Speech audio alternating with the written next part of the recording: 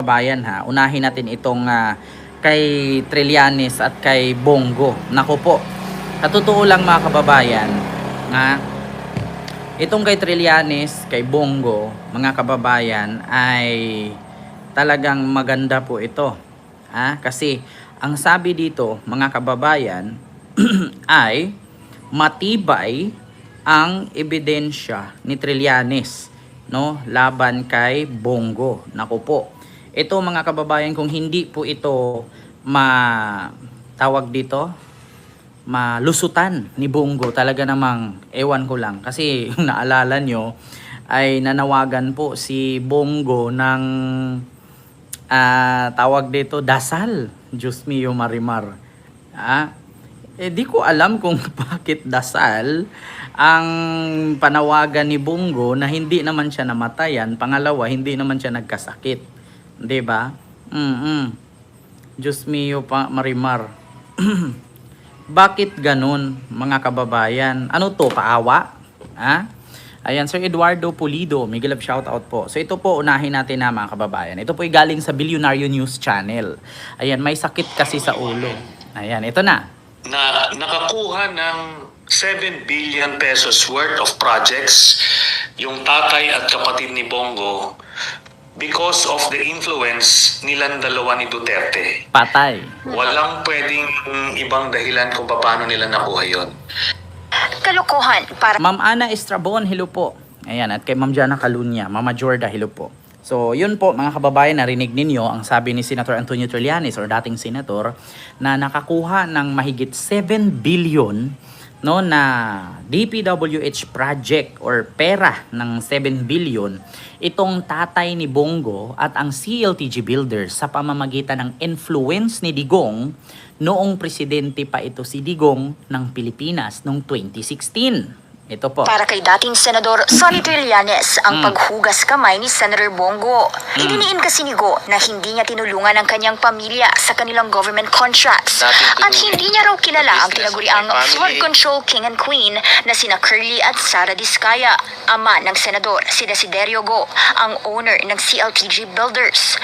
Half-brother naman niya si Alfredo Go, ang may-ari ng Alfredo Builders and Supply. Ang dalawang kumpanya, base sa COA records, nakalikom ng halos 7 billion peso worth of contracts sa loob ng higit isang dekada. Naku. Mapili ko ba yung kamag-anak ko? Kung pwede lang pumili ng kamag-anak, papalitan ko yung kamag-anak ko. Makapili ba tayo ng kamag-anak? Siguro hindi po, titigil ito. Unless... Alam mo, sa totoo lang, itong mga palusot ni Bongo, mga kababayan, matatawa ka na lang. Kung pwede nga lang daw piliin ang kamag-anak niya para palitan. Bakit mo kailangan palitan? Itatay mo yan. Ang nakalagay kasi dito, Senator Bongo, CLTG Builders. Ang may-ari ng CLTG Builders, ang tatay mo. Ang may-ari ng Alfredo Builders ay ang stepbrother mo. So bakit kailangan ilihis mo? Ikaw yung naglihis eh. Ang usapin dito, kumpanya ng tatay mo. Pero bakit sasabihin mo dito kung maaari lang palitan ang pamilya ko? Bakit mo kailangan palitan? Itatay mo yan. Diba? Ito Continue, Records, nakalikom ng halos 7 billion peso worth of contracts sa loob ng higit isang dekada. Mapili ko ba yung kamag-anak ko? Kung pwede lang pumili ng kamag-anak, papalitan ko yung kamag-anak ko. Makapili ba tayo ng kamag-anak? Siguro hindi po, titigil ito. Unless nalapalitan ko yung kamag-anak ko. Or... Hindi talaga yan titigil, Senator Bongo, kasi isa ka na sa listahan. At pangalawa, kung wala kang ginawang mali, kung wala kang kasalanan, bakit ngayon umaaray ka na? Bakit ngayon umiiyak ka na?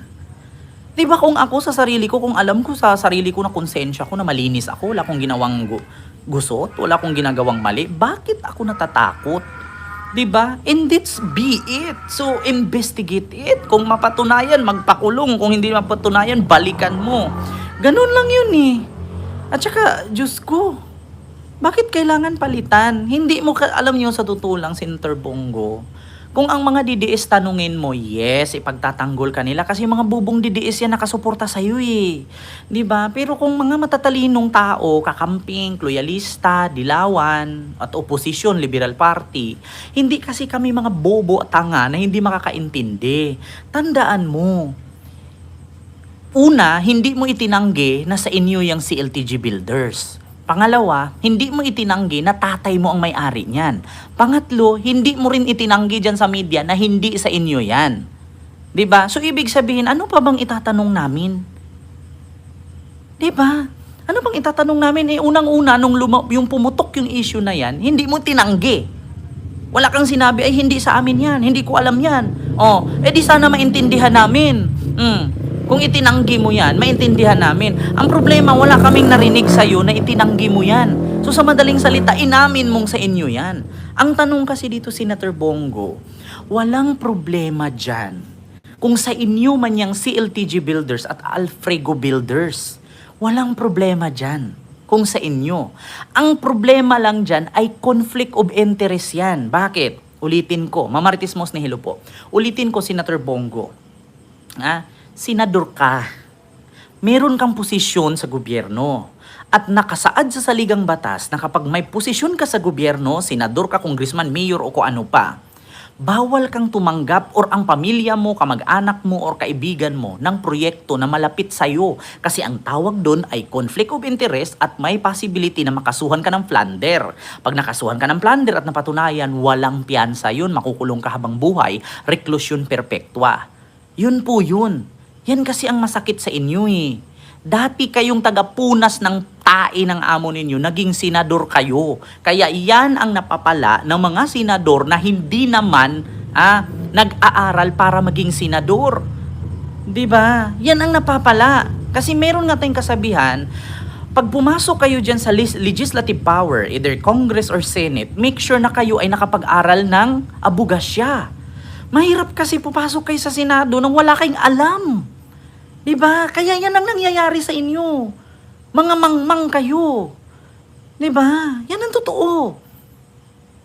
Yan ang mahirap eh. Alam niyo yung napilitan lang kayo maging senador dahil itinaas ni Digong yung kamay ninyo. Kaya kayo ginawa ni Digong diyang senador para in case may mangyari, nakapalpakan niya at mabisto ng sunod na administrasyon, may pangbato siya, may pangharang siya. Diba? Tingnan mo si Bato, hindi naman dapat maging senador yan, tumakbong senador. For what? Para may magtanggol kay Digong. In the end of the day, or pagdating ng araw, kapag masabit si Digong, may problema si Digong, nandyan kayong haharang.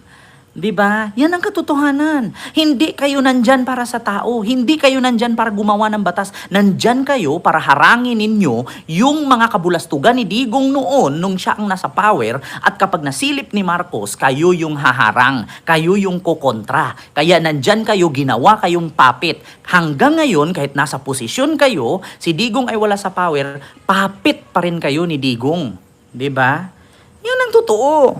Diyos mio, Marimar, akala ninyo hindi namin alam? Biriuin ninyo, naging senador kayo na mawalan man kayo mga alam sa batas? Naging senador kayo na hindi naman kayo mga abogado? Anong kinalaman ng assistant? Anong kinalaman ng tagabitbit ng tubig at tapos maging senador? Ang purpose niyan, para maging bato ni Digong. Para pag may kaso siya na darating, merong haharang, merong kukontra. Diba kaya nga sabi ni Digong, otso diretso. I-zero daw ang Liberal Party, buhayin ang Duterte PDP.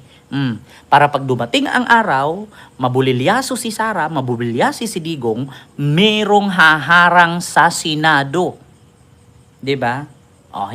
Mali ba ako? 'Di ba? Mali ba ako? Totoo naman, tignan nyo, inimpit si Sara, natuloy, hinarang nila.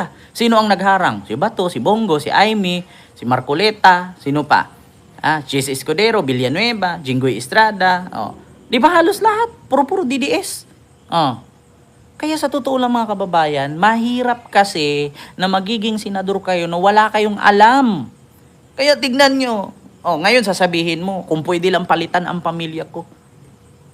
Bakit mo papalitan? Alam mo, sa totoo lang, Senator Bongo, kung wala kang ginawang mali, kung wala kang ginawang karumal-dumal dyan, sa flood control na yan, 'di ba? Kung wala kang ginawa niyang kabulastugan diyan, hindi mo dapat ikatakot 'yan. 'Di ba? Hindi mo dapat ikatakot 'yan, 'di ba? Sir Jesus Beltran ng Cavite, hindi mo dapat ikatakot 'yan. Bakit? Bakit ka matatakot kung wala kang ginawang masama? 'Di ba? Tapos sasabihin mo ngayon dapat palitan yung pamilya mo, ay yung kamag-anak mo at hindi ka titigilan. Talagang hindi ka titigilan. Bakit? Ngayon naramdaman nyo na kung anong panggigipit ninyo noon. 'Di ba? Ngayon nararamdaman nyo na kung paano nyo gipitin yung mga kalaban nyo noon. Kung ibalik tanaw tayo, 'di ba? Kung magbalik tanaw tayo kung paano pahirapan ni Digong ang mga kalaban niya noon. Kung naalala ninyo, yung mga politisyan na hindi kaya ni Digong patumbahin, either gawin niya drug protector, drug traders, katulad kay Laila de Lima, pinakulong niya. Bakit? Kasi hindi niya kaya. Si Trillanes lang ang bukod tanging hindi niya kayang patumbahin. Di ba? O, tingnan mo, si Drilon, si Maruhas. Kung pumayag lang si Jid Mabilog na umuwi galing Japan, pumunta ng Krame, si Maruhas at si Drilon tumba na. Bakit? Kasi ang sabi ni Jid Mabilog sa kanyang statement sa Quadcom, pinilit daw siyang pauwiin at papuntahin sa Krame para ituro na ang pinsan niyang si Franklin Drilon, dating Senator Franklin Drilon at presidential candidates Maruhas, ituro niya na drug lord para may rason na ipatumba. Kita ninyo? Totoo yan, nasa Quadcom yan. Kaya ngayon, Bongo, nararamdaman mo ba kung anong panggigipit ni Digong noon? Kasi hindi naman po pwedeng sabihin na si Digong lang yun, Ken. Dapat si Digong lang. Kasabwat kayo eh. Di ba? Ngayon, ramdam nyo na kung paano nyo pahirapan, yung mga pinapahirapan nyo noon. Ang tawag dyan, that time will come. Lagi nyong tandaan na hindi lagi ang dagat high tide. Naglulutay din. Hindi lagi ang gulong nasa taas, umiikot din. 'Di ba? Ngayon, ramdam nyo na kung ano ang pahirap ninyo noon. Diyos ko, kung paano nyo pahirapan si Dilima. Diyos ko, kung paano nyo pahirapan si Trillanes. 'Di ba? Tsaka yung patutuo ni Matubato, dapat tumba na si Laila de Lima kung pumasok. Yes, totoo yun. Ma'am Windy TV, kung pumunta lang siya doon sa Laod, kung pumunta lang siya nun sa Laod at umakyat siya, tumuloy sila. Wala, doon sila ibabaon sila doon sa Laod Quarry. 'Di ba? The things there is 30 kid that asking for justice. Kaya nga, a wicked empath. 'Di ba? 'Yun ang totoo. Ma'am Philly Dilutina, hello po. 'Di ba? Kita ninyo. Ngayon, ang paniningil. At buti nga kayo. Ngayon, binalikan kayo. Kaso, buti nga ngayon, binalikan kayo. Pinoprocess pa. Sa panahon ni Digong, may proseso ba? Sa panahon ni Digong, may due process ba? Wala. Pag sinabi ni Digong na may ganyang kaso, o either tumba ka, panaristo ka na agad. 'Di ba? Buti nga kayo ngayon, dinaan pa sa kaso yan eh. Buti ka pa nga ngayon, nakapag-preskon ka pa dyan. 'Di ba? Kunin ng Panginoon yung kamag-anak ko, yung tatay ko. Mukhang panibagong sakit sa ulo ang haharapin ng senador dahil sa nakaambang na plunder complaint ni Trillanes sa ombudsman. Patay. Una na siyang naghain ng graft at plunder charges laban sa senador at kay FPRRD last year. May Patay. mga bagong mga kontrata na nakita kasi yung mga dokumento na attachment ko nung una, mga annexes, hanggang 2018 lang or Si just Raul, before hilo po I dyan, ended si my Raul. term in the Senate. Halos 2 dekadang impormasyon daw ang hawak niya tungkol sa talamak na infra projects ng Go family. Patay. Sa pagtatala ng COA mula 2007 hanggang 2018, halos 4.89 billion peso worth of projects ang na-award sa CLTG builders. Kita ninyo? 3.2 billion Kita nyo? 3.2 billion sa 20 sa mga diskaya at 4.2 billion noong panahon ni Digong. Nasabi ko sa inyo, mga kababayan, ang sabi dito, an extrapolation of the COA official records revealed that from March 2007 and May 2018, CLTG Builders was awarded 125 public works project by the government worth 4.89 billion. In 2017 alone, 2017 lang yan ha, mga kababayan. Ayan, Pursuant to the first ever General Appropriation Act passed under the Duterte administration, CLTG Builders was able to secure 27 project worth 3.2 billion. 3.2 plus 4.89. Halos, di ba, 7 billion plus yung kanilang nakuha. Matibay talaga ang hawak ni Trillanes, Ma'am Maria Fipalisok. Actually, sa totoo lang ganito lang yan eh. Kung talagang hindi totoo yung mga sinasabi ni Trillanes at sinasabi nilang sundalong kanin, trililing, bahaw, balikan nila. Sagutin nila yung kaso ni Trillanes, yung i-file ni Trillanes. Kasi sa totoo lang mga kababayan, wala eh. Kaya hindi nila masagot-sagot yan. Kaya hindi nila mabalik-balikan si Trillanes. Kasi totoo. Kasi kapag binalikan nila si Trillanes, yung i-file ni Trillanes, mauungkat eh. Di ba, Ma'am Ganing Archola? It's just me, Miguel of Shoutout po. Salamat po. Di ba? Diyos ko, lalabas ang katotohanan. Yari, sabi ni Tatalino Vlog. Di ba? Totoo yan. Naku po, ito pa mga kababayan, continue natin. Sabi ni Trillanes. Ito. Dito, na-secure noong 2017. Termino ito ni Duterte at sa parehong taon, ayon sa PCIJ, lumobo lang naman ang DPWH budget ng Davao Region ng higit 43 billion pesos. Nasa 19 billion lang kasi ito noong 2016. Kita ninyo? 2016, 19 billion. Tapos lumubo. Magkano ang nilubo? Ito Noong 2017. Termino ito ni Duterte at sa parehong taon, ayon sa PCIJ, lumobo lang naman ang DPWH budget ng Davao Region ng higit 43 billion pesos. 43? Nasa 19 billion lang kasi ito noong 2016. Kita ninyo? 2016, 19 billion lang ang infra project dyan. Lumubo ng 43 billion. 43 billion. Lumubo. Dating 19 billion noong 2016. Pagdating ng 2017-2018, lumubo ng 43 billion. Iba pa yung natanggap at nakuha ni Pulong na 51 billion. Putang ina. 100 billion. Saan kaya nagpupuntahan yung mga proyekto na yan? Diyos mio, Marimar. Saan kaya nagpupuntahan? Biruin nyo, 19 billion lang pangkalahatang infrastructure project dyan sa Davao. Tapos naging 43 billion nung si Digong na ang presidente. Iba pa yung natanggap ni Pulong na 51 billion. Putang ina, saan nagpupuntahan yung mga pera na yan? Ay, naku. Ang kumpanyang Alfrego naman, nakalikom ng hundreds of millions worth of contracts kahit may limit ang lisensya nito. Patay. Ilan dyan through joint ventures para makakuha raw sila ng malalaking proyekto. Halimbawa na lang ang 816 million peso JV ng CLTG sa kumpanya ng mga diskaya na St. Gerard. Isa silang sindikato, kaya kasama siya sa kaso na yun. Patay. Special Assistant ni Duterte Sigo mula 2016 hanggang Isang 2018 sindikato daw. habang senador at naging chair ng ilang Senate committees gaya ng Health at Sports mula 2019 hanggang 2022. Sa ilalim ng batas, kapag napatunayang may illegal benefit, Ito pa, mga kababayan. Meron pang issue ngayon, mga kababayan, yung patungkol sa ibinulgar ni DOH Secretary Barbosa ba na mga ghost health center? Naku po, ito pa.